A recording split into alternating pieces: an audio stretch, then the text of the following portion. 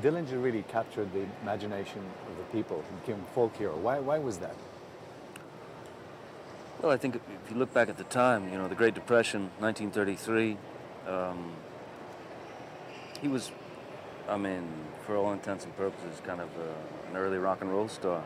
You know, the banks were the enemy at that point. Banks were foreclosing on people's homes, taking farms away, taking businesses away, and livelihoods away, and the government was, not much better. So John Dillinger went out there and did what everyone wished to do. Take it back. Let's get it back. So that's I think the rub for old John Dillinger. I do relate to him. The attention. I'm not so big on the attention, but maybe he wasn't either. But I relate to him because I have a kind of a deep appreciation for what he was, what he represented. He was not unlike my relatives, He was not unlike my grandfather who ran moonshine into dry counties in the 1930s. He was not unlike my stepfather who was a normal man who, just didn't get the breaks and, ended up in Statesville Penitentiary. He was a real thing. He was a real being. He was a man. He was a human.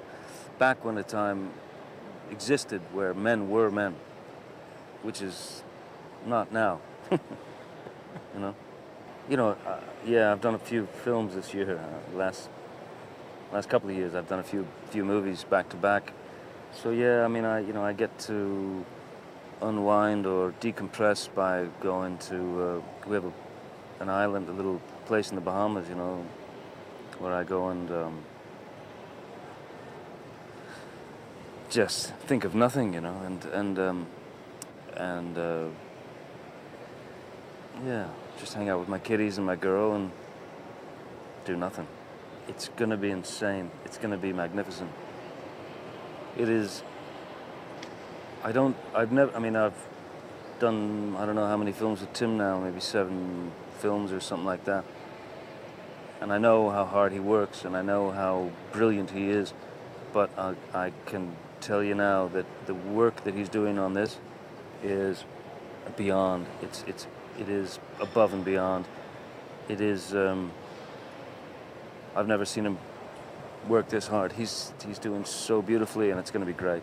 It's going to be absolutely magical. Yeah.